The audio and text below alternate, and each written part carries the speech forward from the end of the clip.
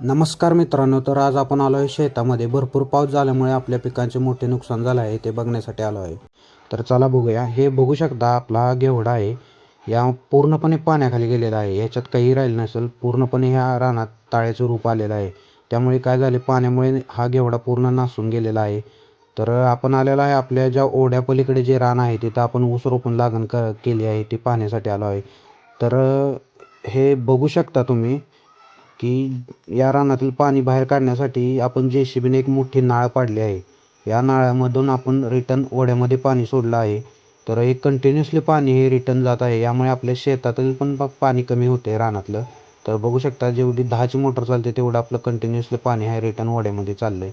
तर आपल्याला त्या रानामध्ये जाण्यासाठी काही दुसरीकडून रस्ता नाही. भरपूर पाऊस झाल्यामुळे जिकडे तिकडे पाणी झाले. तर हे बघू शकता, ओढा हा आपला पूर्णपणे भरलेला आहे. यामुळे काय झालं, ओढ्यातील पाणी हे आपल्या ओढ्याशेजारील रानातनी शिरलेलं आहे.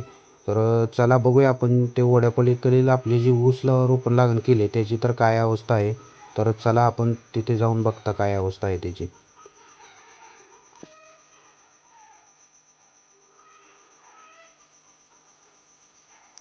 तर मित्रांनो, आलेलो आहे आपण जिथे आपले ऊस रोपण लागण केले. तर बघू शकता, आपण सऱ्यांमध्ये ऊस रोपण लागण केले.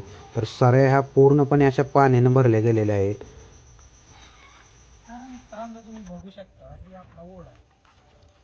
काय झालं, ओढ्यावरून पाणी सर्क्युलेशन होऊन तिकडे आपल्या ऊसात गेलेलं आहे. यामुळे काय झालं, ओढ्यातलं सगळं पाणी आपल्या ऊसात उतरलंय. त्यामुळे ऊसाचं आपल्या मोठं नुकसान झालं. तर काय आता याचा उपाय काय, तुम्ही कमेंट मध्ये नक्की सांगा. याचा उपाय काय करायला आपण. काय मला तर वाटत नाही लवकर का, आणि पाणी काय ओढ्याचं पुढं बंदर असल्यामुळं काय बघू शकता तुम्ही, पूर्ण असं ओढा भरलेला गेलेला, पाणी साचलेलं गेलेलं आहे. त्यामुळे सगळ्या आपल्या ऊसात पाणी झालेलं आहे. तर ऊस रोपण करणं आपल्याला फक्त 20 ते 22 दिवस झाले. त्यामुळे काय होणार आहे की ऊसाचा जो आपला कोंब असतो पाण्यामुळे खाली नासून जाणार आहे. तर त्यामुळे खूप आपलं नुकसान होणार आहे. कदाचित आपल्याला पुनर्लागण ही करायला लागणार आहे आपल्याला या ऊसाची. तर ऊसाचं आपली पान बघू शकता, पूर्ण असं तांबडं पडलंय, काळं तांबडं पडलं गेलेलं आहे. याच्यामुळं काय मला वाटत नाही रोप आता काही जोर धरल. ही बघू शकता खाली जाळायला लागलेले आहेत पानं. हेच की थोडक्यात कोंब ही पिवळाट पडून हे कोंब नासायला लागलेलं आहे. यामुळे आपलं खूप नुकसान झालेलं आहे.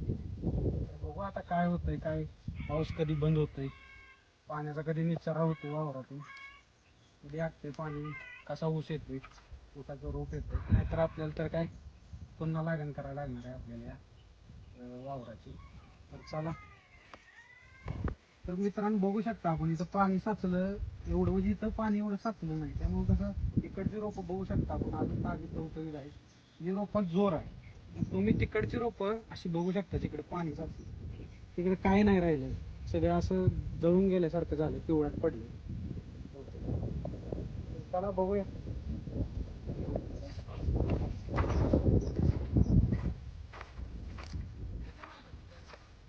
तेच तर. तर मंडळी तुम्ही बघू शकता, आपली टोटल झाले 1 एकर लागेल. ते आपलं छोटं तुकडं होतं जे 10-12, ते छोटं तुकडं होतं आपलं जे 10-12 गुंठ्याचं. तिथं तुम्ही पाण्यानं बघू शकता तुम्ही किती नुकसान झाले. त्यामुळे ही लागण आपली खडकातलं. तर आपण इथलं रोप बघू शकता तुम्ही, ऊसाचं कसं एकदम टवटवीत आलेलं आहे. कारण की खडकाच्या रानात पाणी जे कमी साचते, त्यामुळे इथलं जरा आपल्याला ऊसाची रोपं बरं वाटतं त्या खालच्या ऊसात 10 गुंठ्यापेक्षा. तर आता बघूया आपण अजून एक 28 दिवसांना अजून एकदा पाणी करू की काय ह्याच्यात फरक पडलाय ऊसांच्या रोपात. तर याला काय झालंय, आपण लागण केल्यानंतर लगेच एक 2 ते 3 दिवसात आपल्याला पहिला डोस दिला आळवणीचा. तरी काय झालंय, पावसामुळे नुकसान झालंय. पण बघूया अजून 20 दिवसानंतर आपल्याला काय फरक जाणवतोय, रोप कसं फुटवा काढतोय. तर चला नक्की बघू.